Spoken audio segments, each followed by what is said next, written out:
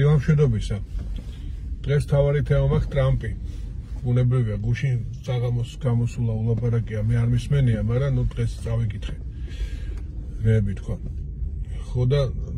ესე რა ქვია. ბუნებრივია, არასასიამოვნო მოსასმენი იყო ეს ყველაფერი.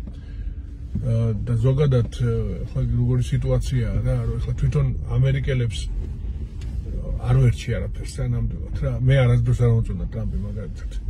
მაგრამ თვითონ ამერიკელებს არ ვეხები, იმიტომ რომ ახლა იმათ აერჩიეს ტრამპი, იმათ ახლა ოკლაჰომაში ან სადღაც იმაში რა ქვია, არიზონაში რო ტიპი ზის, სულ არ ფიქრობს ის ახლა უკრაინაზე და საქართველოზე. ფიქრობს რომ მისი ცხოვრება როგორ გაუმჯობესდეს და თვითონ შიგნით ამერიკისთვის შეიძლება ტრამპი მშვენიერიც იყოს. ახლა არ ვიცი ნაღდათ, მე არ ვერევი მაგ საკითხში. მაგრამ რაც შეეხება ამ საერთაშორისო ამბებს, არ მომწონს მე ტრამპი არც არასდროს არ მომწონდა და არასდროს არ მინდოდა რომ ეგ გამხდარიყო ამერიკის პრეზიდენტი და სხვადასხვა ძალიან მიკვირს ყოველთვის ძალიან ბევრი ქართველის ამერიკელებზე ვთქვი რომ არ ვეხები მეთქი და ძალიან ბევრი ქართველის თან არა ხოცის არა პრორუსის არამედ ისეთი ქართველის რა რომელიც აზროვნებს კარგად ჩვენი რომ ძალიან მიკვირდა რომ ყოველთვის უჭერდნენ მხარს ეხზე გაშმაგებით რაღაცა იმას თქვი ტრამპს და იძახდნენ რომ აი ამ მისი ამ ზოგიერთი სკანდალური განცხადების უკან სინამდვილეში რაღაცა გენიალური სტრატეგია იმალება თითქოს რომელიც რუსეთს დედას უტირებს მაგრამ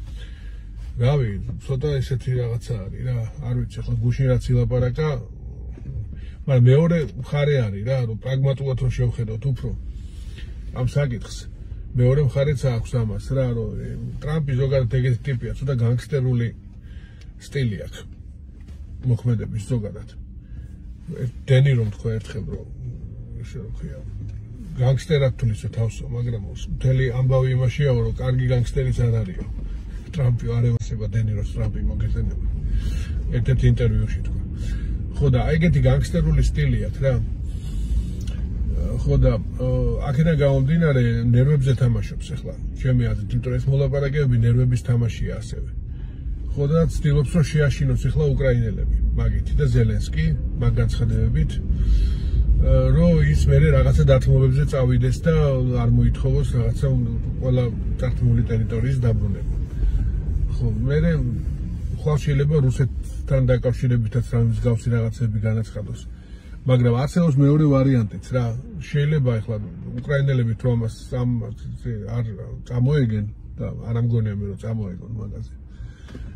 ხო ხვალ შეიძლება გამოვიდეს ეს ტრამპი და თქვას რომ რუსეთს დავეხმარები იარაღითო